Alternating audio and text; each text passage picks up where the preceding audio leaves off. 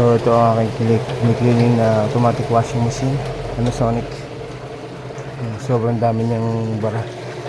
Kaya minsan hindi siya nagdi-drain, minsan naman continuous siya nagdi-drain.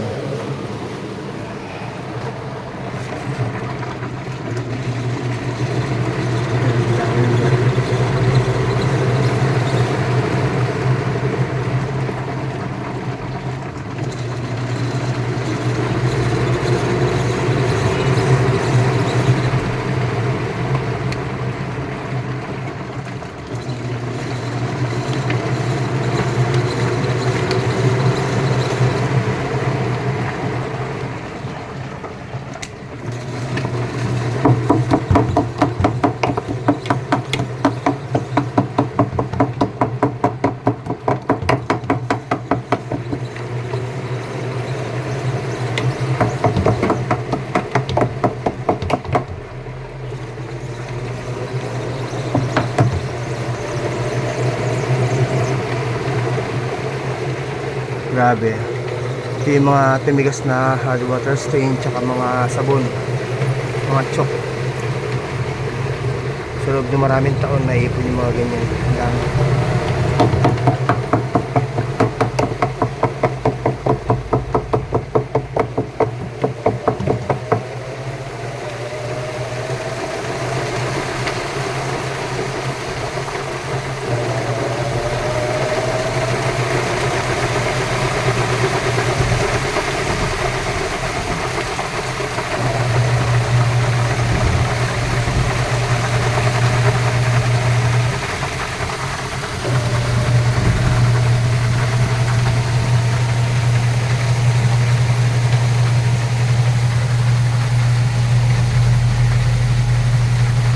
Konti pa yan.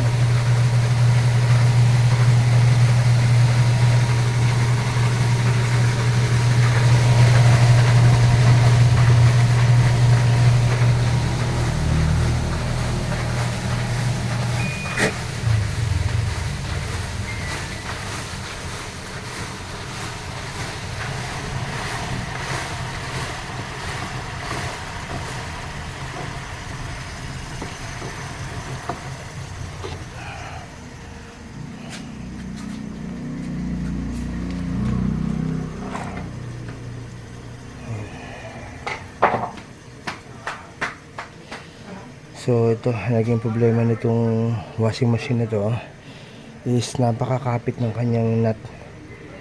Talagang ang tagal kong tinitry na tanggalin gamit yung aking automatic. Yan, so talagang wala.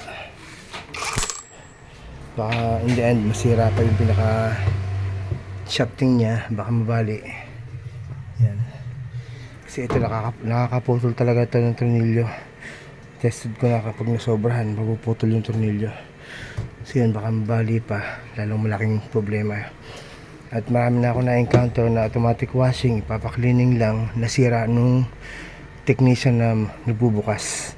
Kasi pinilit na tanggalin yung tornilyo. So kaya yan yung discard ko, pilitin ko lang linisin nung hindi tinatanggal itong tab.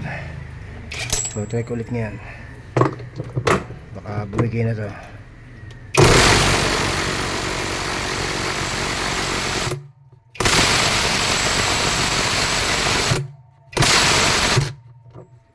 Yun, talaga hindi gumagalaw. Grabe, napakaraming best ko lang tinry. Baka masira pa itong aking power tool or mabali ito. Yan, may mga nabali ng ganyan. So kaya wag nang pilitin. Siguro nakakadalawampung try na ako ng ganun. So talagang nagiging makapit talaga yan. Kumbaga nagkaroon na siya ng corrosion, kaya magkakapit na yung tornilyo o yung nut dun sa pinaka thread nya. So kaya kiklining ko lang siya ng merong tab. Kaya naman yan, sa halip na makasira, iwas disgrasya. So discarding lang. Tulad dyan, napakarami ko na natanggal na dumi. So ito ay mga chok ng sabon. Hindi siya nalulusaw. o kaya mga hard water stain.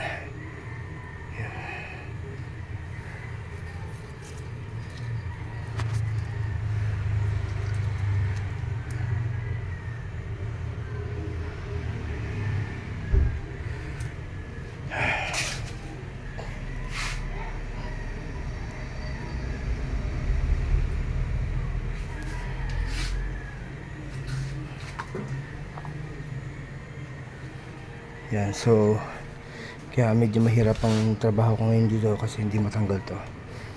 Mamaya babali na yun. Ako, lalong malaking problema yan. Ayoko matulad sa mga ibang technician na nakakasira. Dami ko na encounter na ganun. Nasira yung washing machine, instead na cleaning lang ang kailangan. So tuloy ko muna yung cleaning ko. Dadalher naman yan.